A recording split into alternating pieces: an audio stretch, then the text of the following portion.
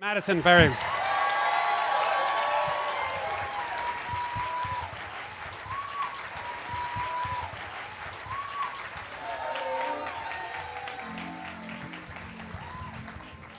Good evening, everybody. During a summer during college, I went backpacking in Europe with two of my best friends, Carney and Kyler, and it was a great trip. It was 6 weeks. We went all over the continent, and we ended the trip in Pamplona, Spain, for the Festival of San Fermin, which is where they do the running of the bulls. And I'd wanted to go to this thing since I was in 8th grade, and I read The Sun Also Rises, and I started worshiping Hemingway, and I wanted to do it, but the entire trip I went back and forth about whether I would actually do the running because it's dangerous. And they, people get injured all the time. People have even died doing it. Like there's a reason they have the phrase, mess with the bull, get the horns. It's because they have horns and the horns get you. And so I was scared, and on the morning we were going to do it, we went, and there are these narrow cobblestone streets, and they're lined with these big fences that are big enough for you to go through or jump over. And we walked up to them, and like in America, if you do anything, like if you do a 5K fun run, you've got to register and get a bib number, and you've got to sign a waiver that says I could die from jogging. In Spain, you step through that fence. That's it. There's not even a warning sign. Like, we warn people that there may be peanuts in bags of peanuts here. Nothing there. The only deterrent is common sense, which my friend Kyler had none of because he went right through the fence. And I'm standing there, and this is a big deal for me because I'm not like a risk-taker kind of guy. Like, I was the kid growing up that would always be like, are you sure we should be doing this, guys?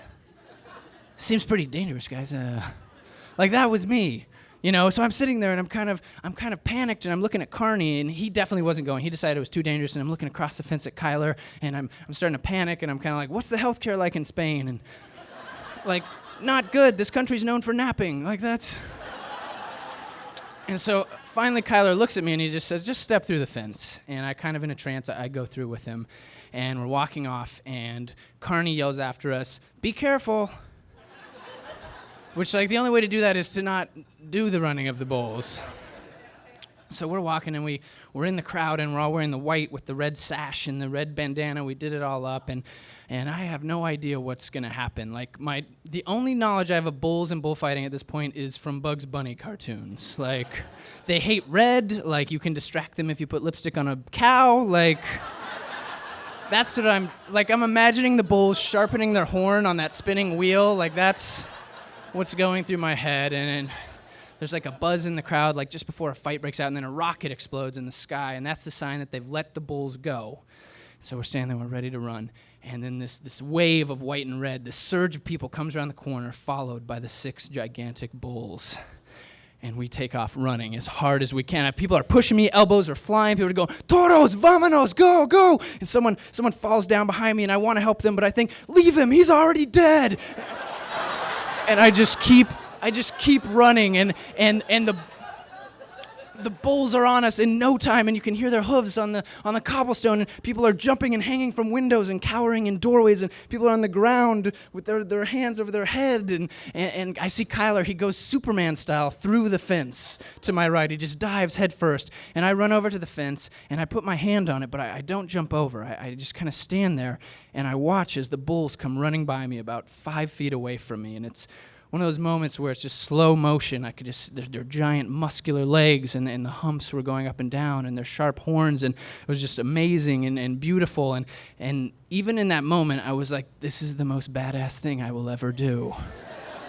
And like, there's not even a close second. Like, the second most badass thing I've done is get a squirrel out of the house that got in through the chimney.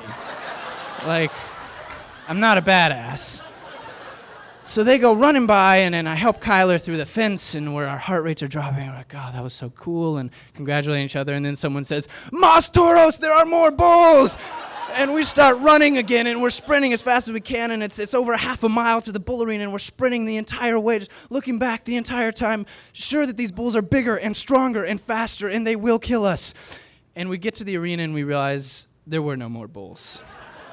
We'd been running terrified from nothing, which is probably some sort of life metaphor.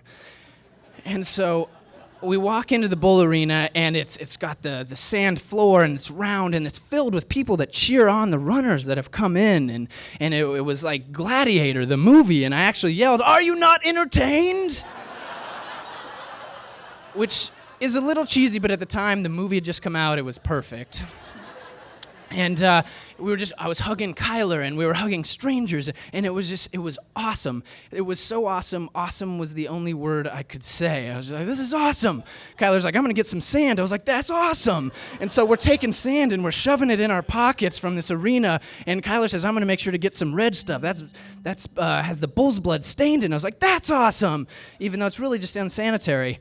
And so we're walking back, and we see this old guy, and his shirt's ripped open, and it's stained with blood. The bull got him a little bit. And the first aid people are like, "Medico, do you need help?" And he's like, "No." And we were like, "That's awesome!" And so we walk back, and Carney's waiting, and he says, "How was it?" And we're like, "Awesome." And then he says, I should have run. You know, there wasn't that many bulls. I should have run. And first of all, screw him. There was plenty of bulls. And second, I was so glad I did it because I got to go home with no regrets, and I'm just so glad I stepped through that fence. Thanks.